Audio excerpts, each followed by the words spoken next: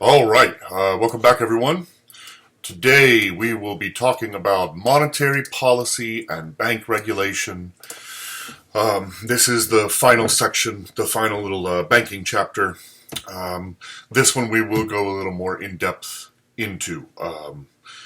The chapter 14 was pretty basic, and most people understand the basics of banking, and so I generally just sort of leave that one up to y'all.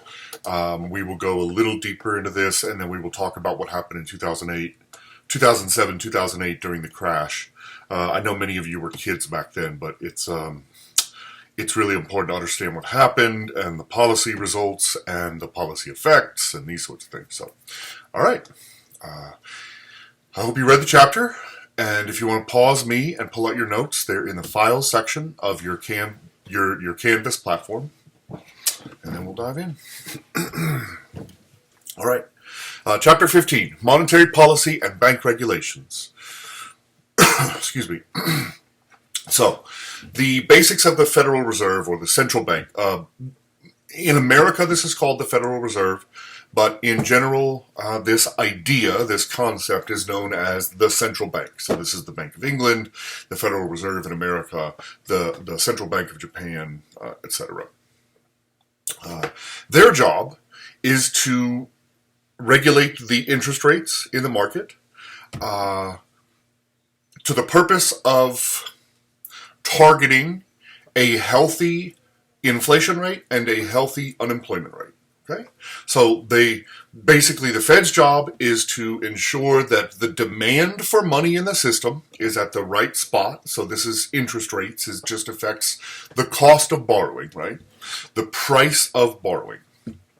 So the Fed sets the interest rates, or the cost of borrowing, so that they can affect our growth patterns. They can keep unemployment low at we usually target around a 3.5 to 4%, a 4.5 to 5.5% unemployment rate, so that you get just natural unemployment, not the bad unemployment, right? And then we want to target a healthy inflation rate, which generally developed states set a healthy inflation rate at approximately 2 to 3%, right? And we don't deviate from that too much, especially in modern times. It is also the Fed's job, or the central bank of whichever country we're talking about, to ensure that banks have a healthy balance sheet, and that we're not going to see a spiraling of banking bankruptcies. Okay, and so the Fed's job is to set the rules and regulations and reserve limits and things of this sort to ensure that a nation's banking system is healthy and is unlikely to collapse. All right. Again, this is the Federal Reserve in the U.S. It's got many, many different names across the world. I would also note that there are variations in central bank independence, right?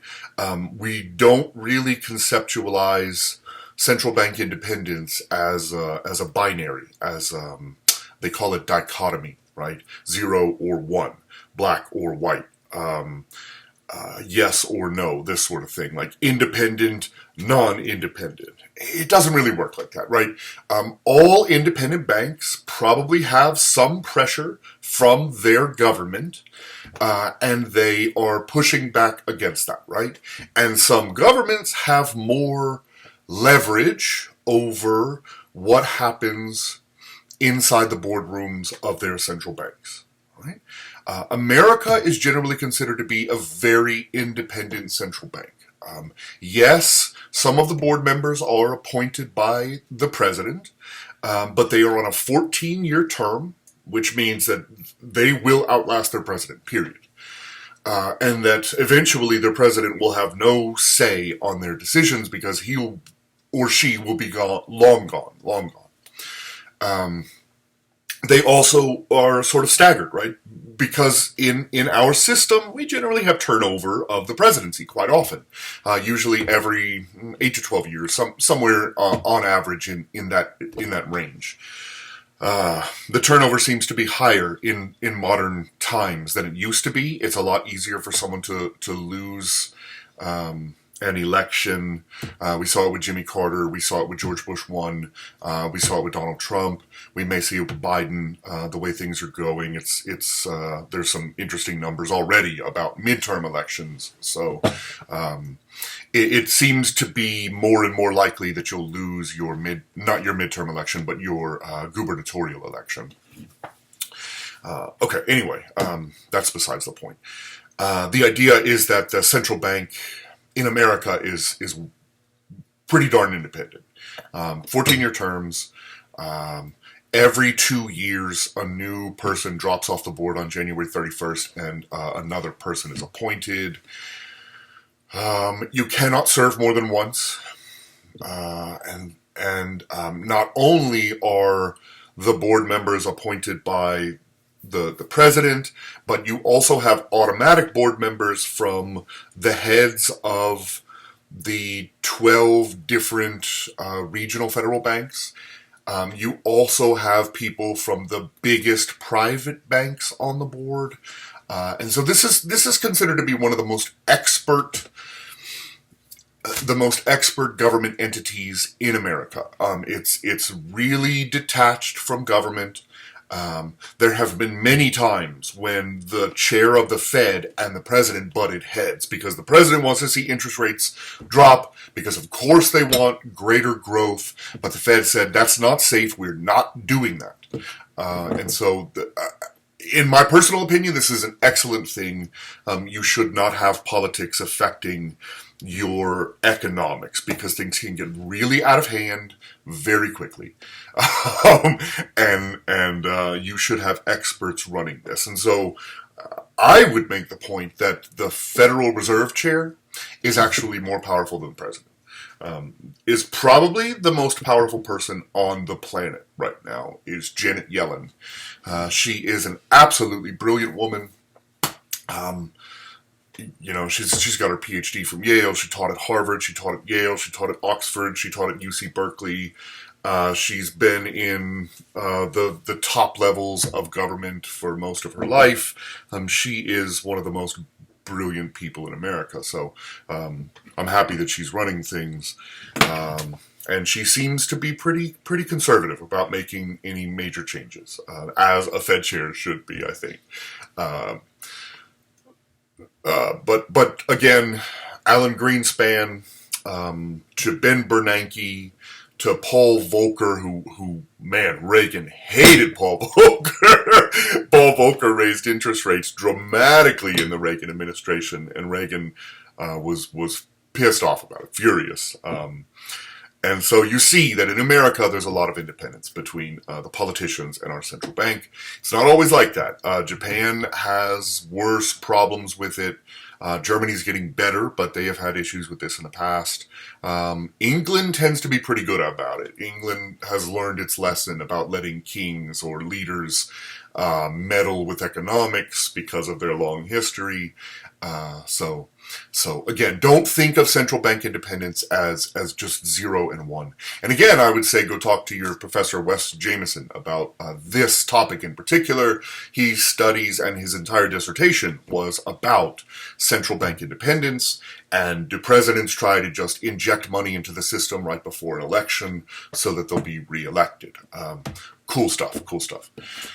Okay, so let's move on.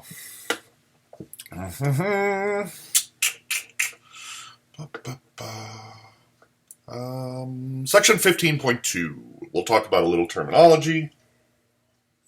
A bank run is just it's something that doesn't really exist anymore, unless there's a reminder for Allie. It's something that doesn't really exist anymore. Bank runs, unless you're in an undeveloped country without sort of a federal deposit insurance program. This doesn't really happen in the developed world anymore. There were fears of this in 2020 when COVID was really starting to hit the map in very, very early 2020. We're talking about January and February. They had to put restrictions on how much money you could withdraw in states like Italy and Greece.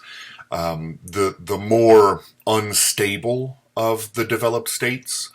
And then you see this sort of thing in states like Nigeria or Somalia or even in Malaysia, Indonesia, sort of the lesser developed states that have a banking system, but it's not as developed as the developed world's banking system. And so at the very bottom, you just don't have banks, right? And so you can't get bank runs if you don't have banks. In the middle, you have banks, but they're pretty poorly managed. They're poorly. There's very little oversight, this sort of thing, and so these problems can happen in these sort of intermediate states. And the United States used to be one of these intermediate states in the early 20th century, and that's when we saw our bank run problems, which was part of the problem of the Great Depression. And bank runs are just when, like, every one of your depositors rushes to the bank because they're scared as hell, and they think the economy's about to collapse, and they see everyone else rushing to the bank to pull their money out.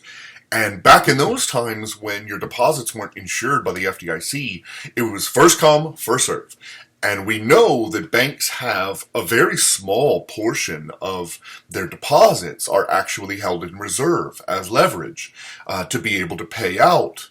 And usually what they do is they take this money and they lend it out so that they can create greater money in the market, right? And they only hold, say, 10% or whatever of their full deposits in reserve to be able to just pay these out day by day. Unfortunately, when 85% of your depositors come in and say, I want all of my money today, you have a serious issue. And this is where in the 1930s, I think it was 1935, in fact, the president and the Congress, this would be Franklin Delano Roosevelt under the New Deal, they set up what is today's FDIC. And they basically insured a minimum amount of whatever's in the bank, right?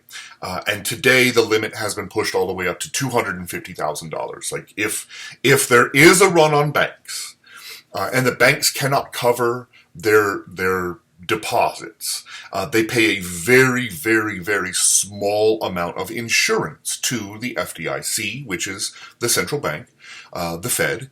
And then the Fed says, okay, if you do get one of these runs on your deposits, we will guarantee all of that money because you've been paying insurance and we're paying it into the pie, and we're holding our own reserves, or we can just print money if we need to, and we will pay out all of these withdrawals.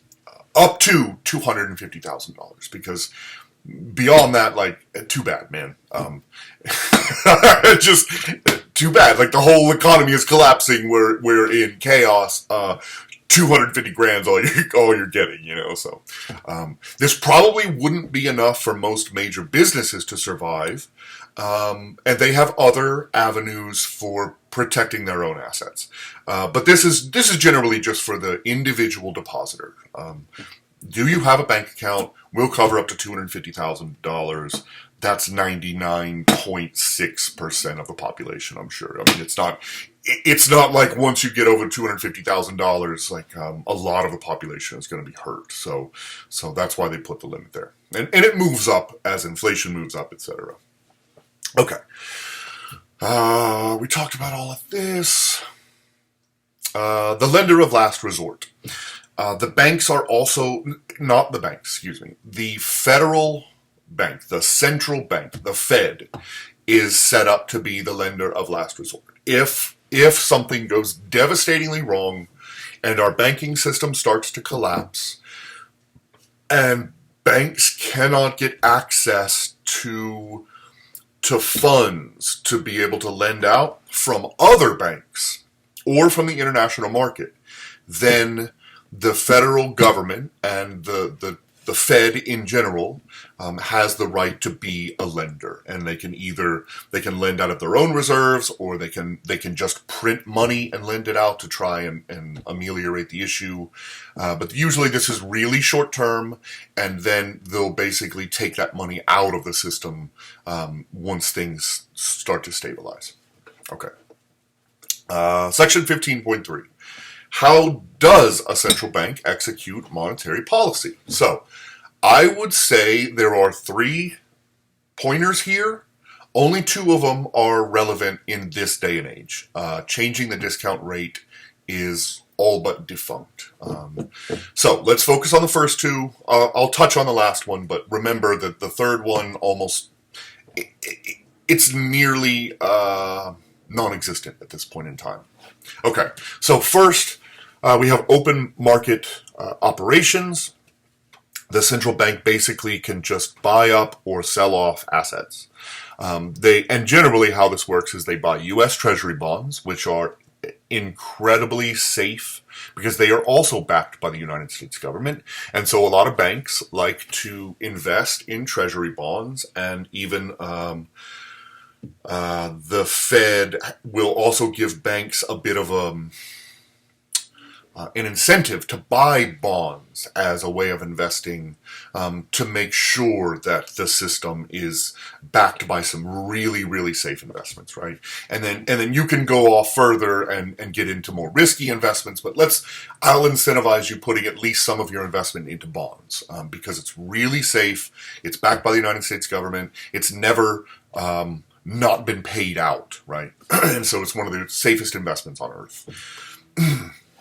Okay, so the central bank can sell or buy these U.S. Treasury bonds to influence the quantity of reserves and the level of interest rates, right? And if they want to soak up the extraneous money in the system, then they'll sell bonds to banks. If they want to expand the amount of money to be lended in the system, they will buy these bonds back from banks. It says here, basically the government can buy back bonds from banks to increase their reserve holding. So if you buy these bonds back from the bank, I'm the government, I'm buying, 5% of your total assets is in bonds. I'm going to buy a giant portion of that and give you the cash for it. And now you have this cash sitting in reserves, and now you can take these reserves, these cash reserves, and loan them out for less safe but potentially more growth-worthy investments, okay? And this is done when we're in good times. This allows the Fed to shrink the amount of money or to grow the amount of money in the market through the multiplier effect in Chapter 14.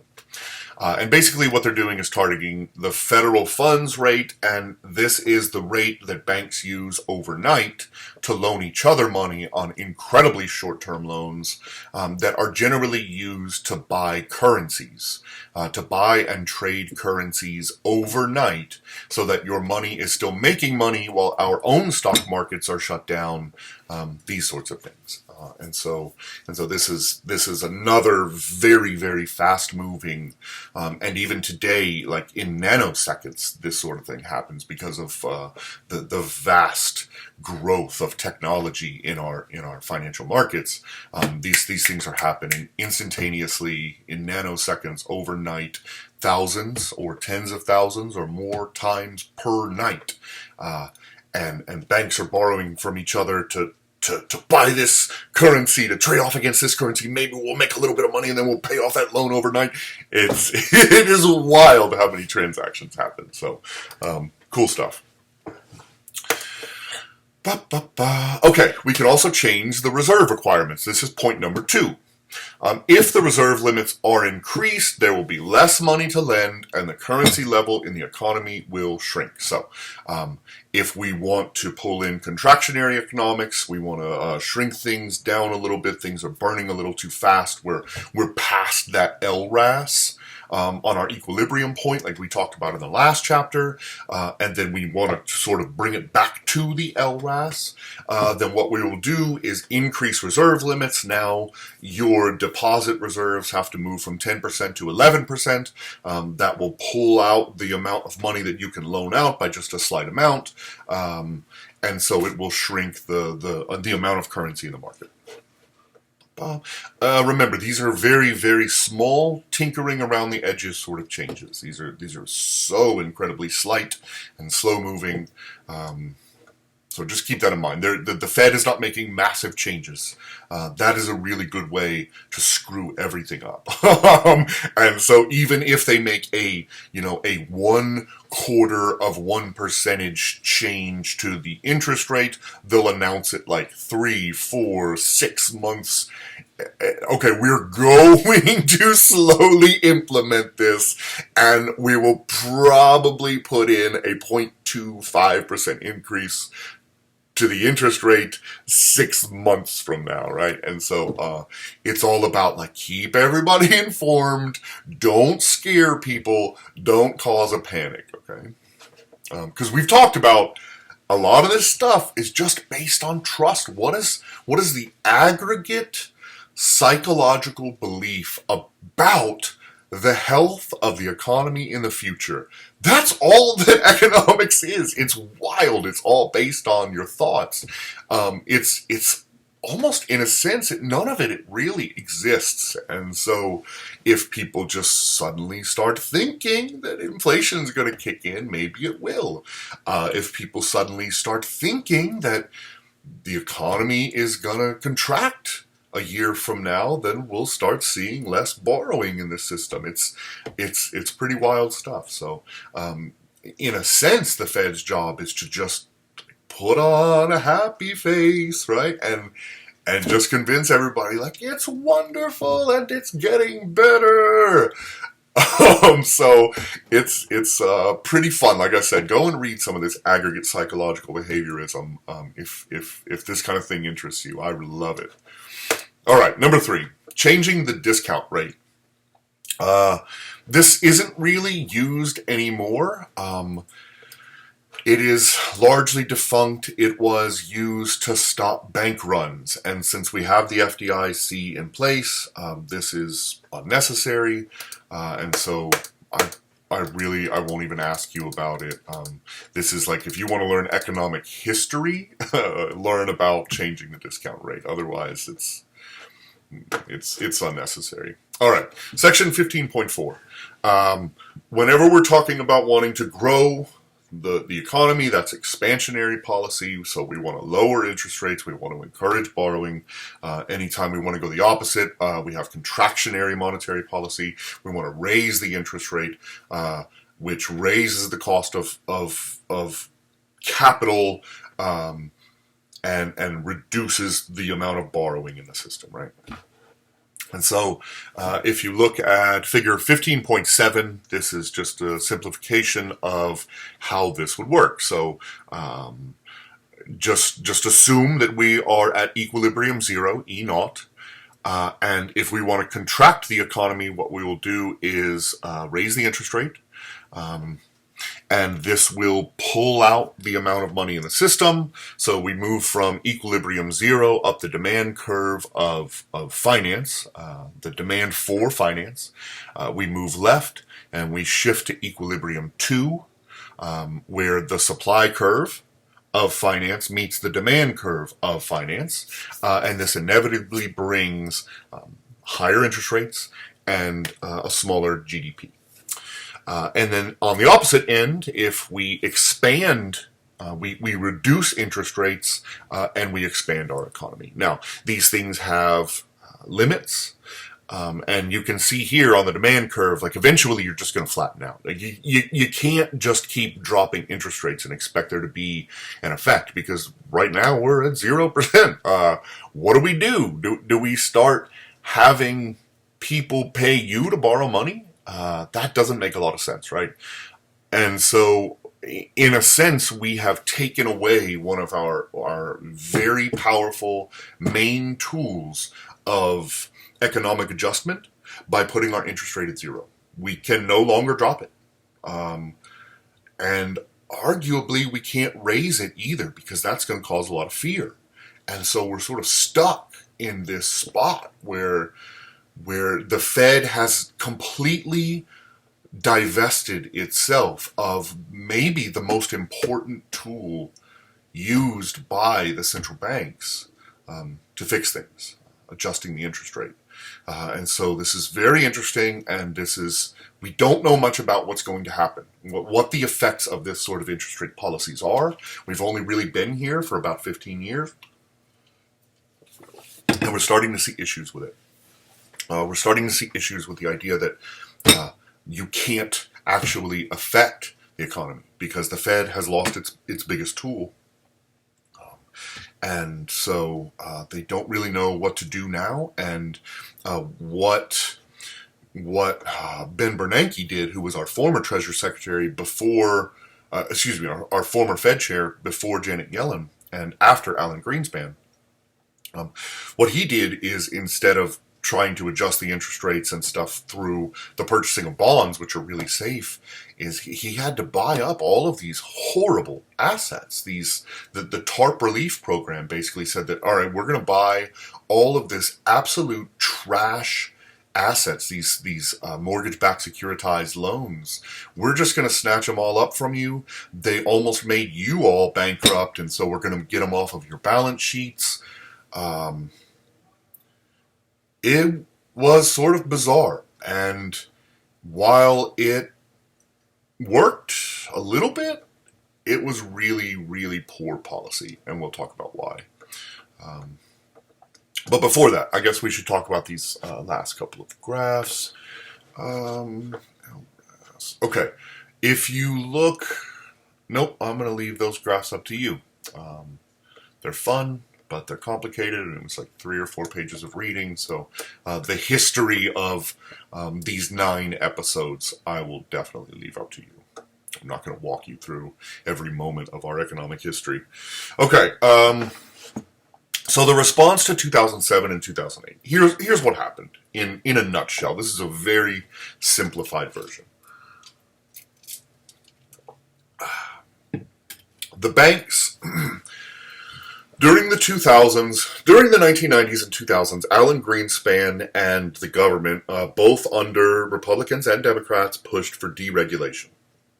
We deregulated our entire insurance and banking industry, where there used to be a separation between insurance and banking. Now that was severed, and so they rolled these things together. The government reduced the checks necessary to be able to garner a mortgage. And so people who thought that the housing market was a 100% bet just started snatching up houses left and right. People who literally didn't have jobs were getting mortgages for homes of $600,000 or more dollars. I mean, just any amount. It doesn't even matter if it's $600,000. If it's a $6,000 house, if you don't have a job, you probably shouldn't be allowed to buy a piece of property. So you have this happening all across the country. And the price of houses are skyrocketing, right? And banks are saying, oh, we're worth so much money because we own all these mortgages, and mortgages are guaranteed to be paid off, right? Wrong.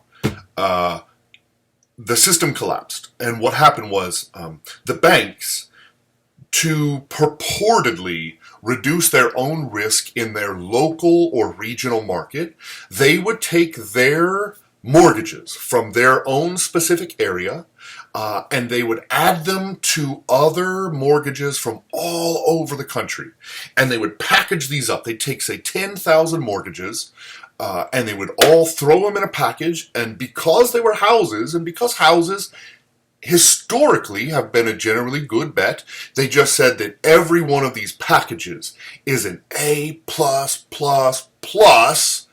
rating investment. This is the best investment on earth. It has the best payout. It has the least risk. This is the gold standard for investments, right? These mortgage-backed securitized loans.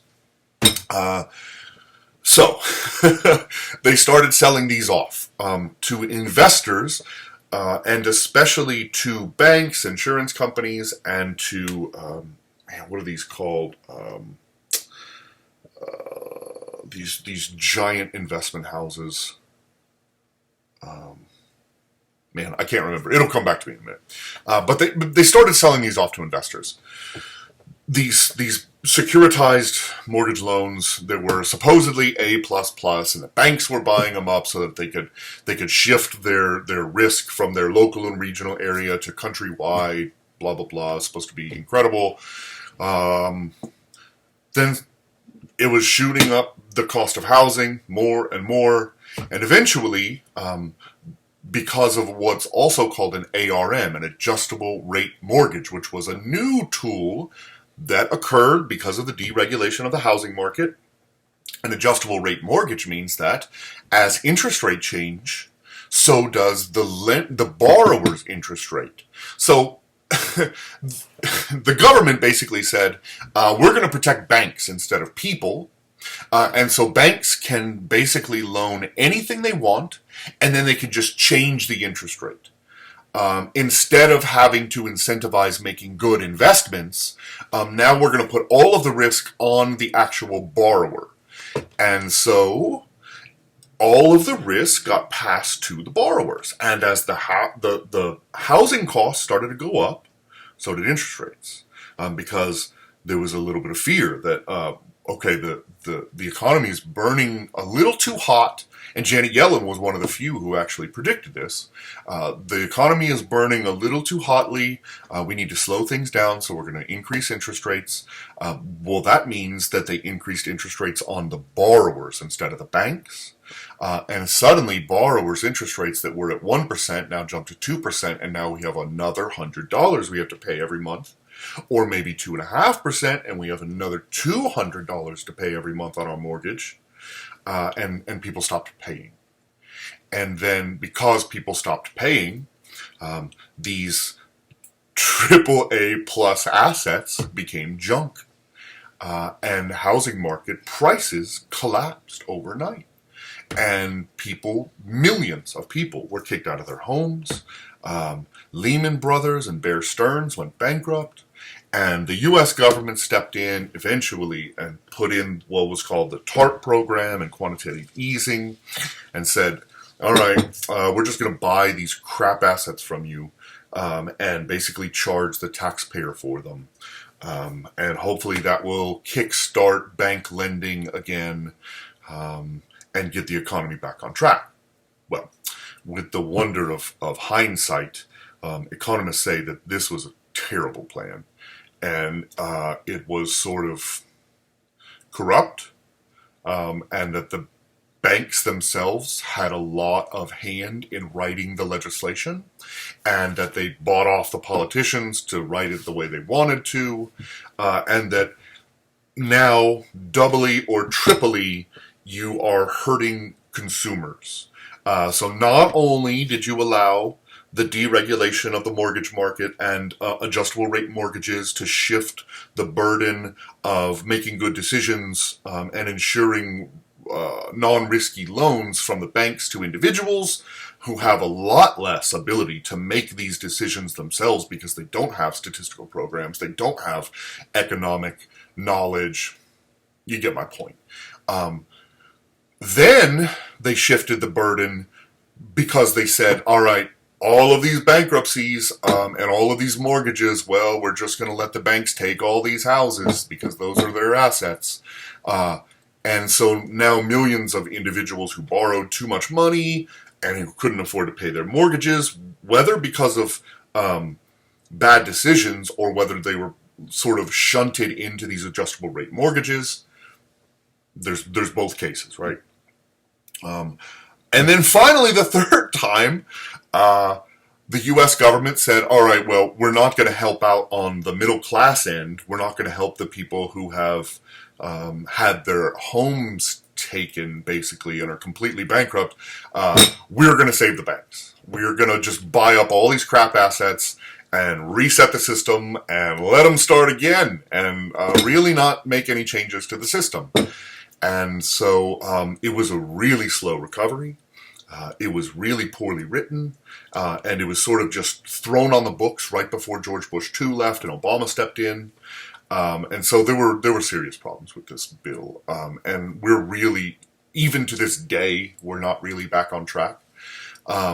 And economists say that we should have gone middle class out. We should have tried to help bail out these mortgages and help individuals because their spending would have helped save the banks if they're able to pay their mortgages, and it would have kept the economy rolling because they're actually spending money in the economy. They're not homeless. They're not having to shift themselves into poor housing, etc. So the general consensus at this point, 12 years later, is that Bernanke screwed this up.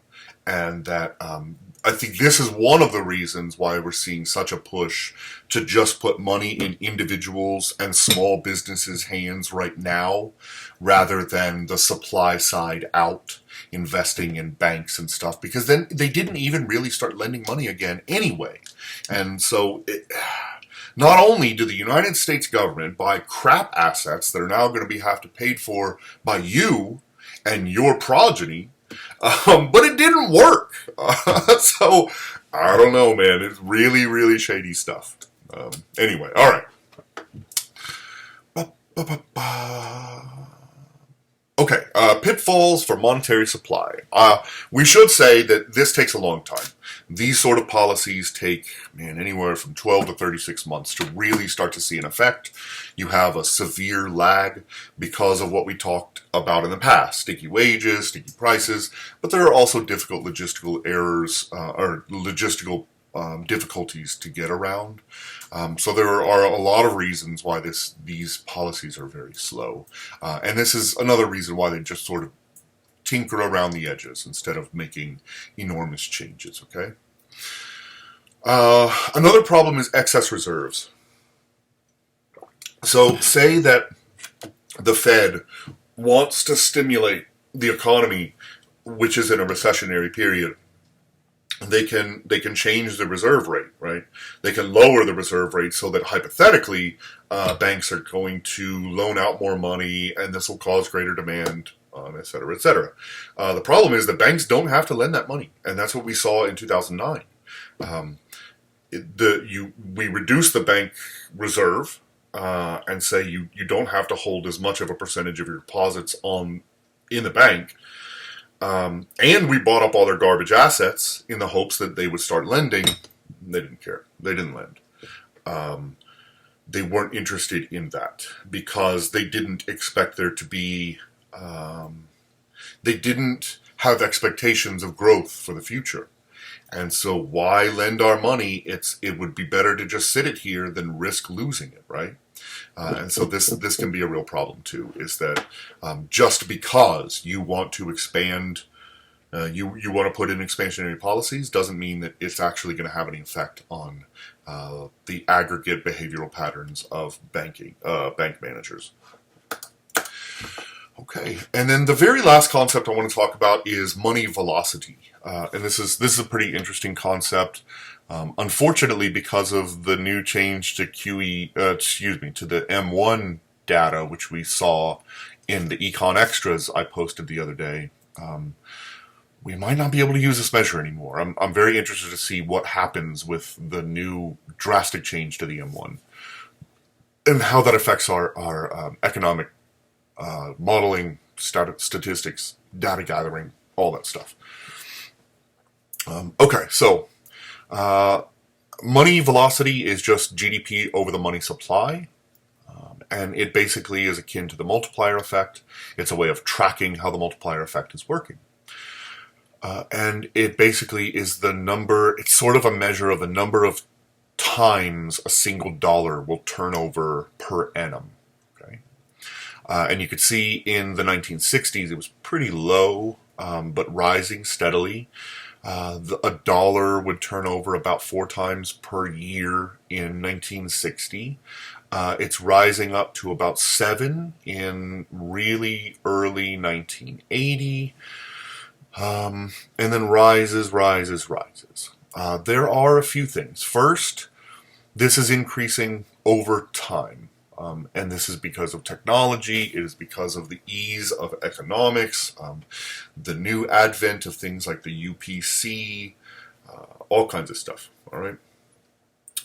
I would also have you note the dips. As excuse me, as GDP shrinks and you get a recession, you'll see a dip. But also, the higher we go up the multiplier effect, the deeper the periodicity. So you'll remember the other day, in some of the chapters we've talked about inflation and how inflation is sort of the exact opposite of this graph, right? It used to be highly periodic, and it would have these huge swings, and then eventually it just starts to make these tiny little dips. This is the exact opposite, and this is suggesting that our economy might be burning a little bit out of control. The higher it goes, you see a recession. And so in 1982, when it peaks and then it drops, that's a recession. In 1988, that's another recession under the Reagan administration. In the early 1990s, we see a little bit of a recessionary tendency after George Bush basically declared, I'm going to have to raise taxes. And then you see a massive collapse in 2007. And my guess is that you probably see another rise and another massive drop-off around 2020 under the auspices of COVID, which was an external shock, but still a shock. And so we're seeing these wild vicissitudes, and it's leading to bigger and bigger recessionary tendencies, which is something that I feared, and something that a lot of economists are starting to keep their eye on. So it's something to note. When you see this start to peak dramatically, you might think about maybe we have trouble coming. Okay. All right. I will get the exams out soon. I hope you enjoyed the lecture. Have a wonderful day and stay healthy.